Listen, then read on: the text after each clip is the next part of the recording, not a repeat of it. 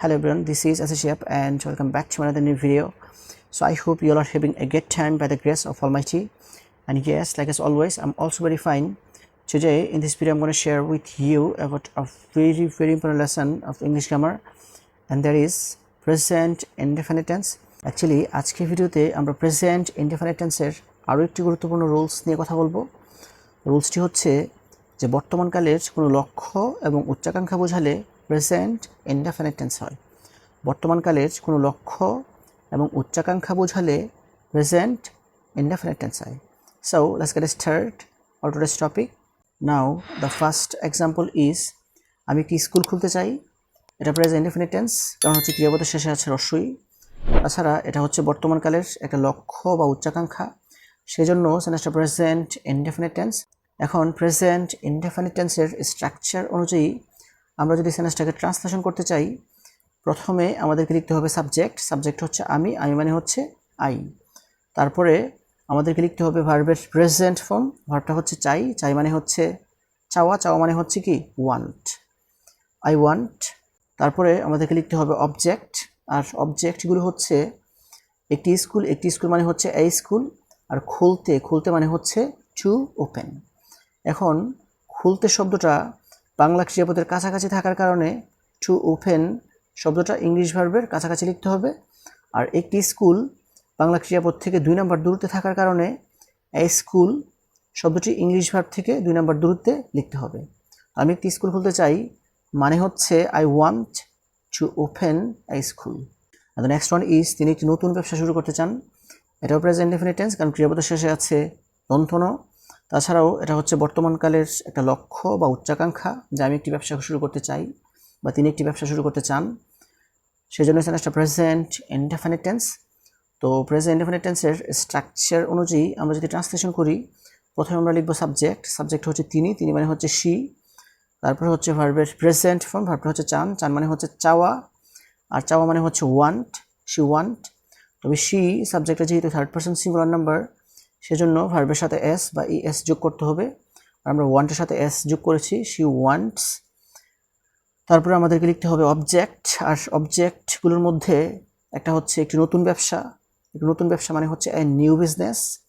আর শুরু করতে, শুরু করতে মানে হচ্ছে টু স্টার্ট। এখন শুরু করতে শব্দটা বাংলা ক্রিয়াপদের কাছাকাছি থাকার কারণে টু স্টার্ট শব্দটা ইংলিশ ভার্বের কাছাকাছি লিখতে হবে। আর একটি নতুন ব্যবসা শব্দটি বাংলা ক্রিয়াপদ থেকে 2 নম্বর দূরত্বে থাকার কারণে নিউ বিজনেস শব্দটা ইংলিশ ভার্ব থেকে 2 নম্বর দূরত্বে লিখতে হবে। তো তিনি একটি নতুন ব্যবসা শুরু করতে চান মানে হচ্ছে she wants to start a new business. তারপর সেন্টেন্সটা হচ্ছে তিনি একজন ডাক্তার হতে চান। এটাও প্রেজেন্ট ইনডেফিনিট টেন্স, কারণ ক্রিয়াপদের শেষে আছে দন্তন। আর এটাও বর্তমানের একটা লক্ষ্য বা উচ্চাকাঙ্ক্ষা, যে আমি একজন ডাক্তার হতে চাই বা তিনি একজন ডাক্তার হতে চান, সেজন্য এটা প্রেজেন্ট ইনডেফিনিট টেন্স। আর প্রেজেন্ট ইনডেফিনিট টেন্সের স্ট্রাকচার অনুযায়ী আমরা যদি ট্রান্সলেশন করতে চাই, প্রথমে আমাদেরকে লিখতে হবে সাবজেক্ট। সাবজেক্ট হচ্ছে তিনি, তিনি মানে হচ্ছে শি। তারপর আমরা লিখবো ভার্বের প্রেজেন্ট ফর্ম, ভার্বটা হচ্ছে চান মানে চাওয়া, চাওয়া মানে হচ্ছে ওয়ান্ট, শি ওয়ান্ট। তবে সাবজেক্টটা যেহেতু থার্ড পারসন সিঙ্গুলার নাম্বার, সেজন্য ওয়ান্টের সাথে এস যোগ করতে হবে, শি ওয়ান্টস। তারপরে আমাদেরকে অবজেক্টগুলো লিখতে হবে। আর অবজেক্টগুলোর মধ্যে একটা হচ্ছে একজন ডাক্তার, একজন ডাক্তার মানে হচ্ছে এ ডক্টর। আর হতে, হতে মানে হচ্ছে টু বি। এখন হতে শব্দটা বাংলা ক্রিয়াপদের কাছাকাছি থাকার কারণে টু বি শব্দটা ইংলিশ ভার্বের কাছাকাছি লিখতে হবে। আর একজন ডাক্তার শব্দটা বাংলা ক্রিয়াপদ থেকে 2 নম্বর দূরত্বে থাকার কারণে এ ডক্টর শব্দটা ইংলিশ ভার্ব থেকে 2 নম্বর দূরত্বে লিখতে হবে। তো তিনি একজন ডাক্তার হতে চান মানে হচ্ছে she wants to be a doctor. Now the next one is তিনি একজন মোটিভেশনাল স্পিকার হতে চান। এটাও প্রেজেন্ট ইনডেফিনিট টেন্স, কারণ ক্রিয়াপদের শেষে আছে দন্তন। তাছাড়াও এটা একটা লক্ষ্য বা উচ্চাকাঙ্ক্ষা, সেজন্য সেন্টেন্সটা প্রেজেন্ট ইনডেফিনিট টেন্স। তো আমরা যদি ট্রান্সলেশন করি, প্রথমে আমাদের লিখতে হবে সাবজেক্ট, তিনি মানে হচ্ছে হি।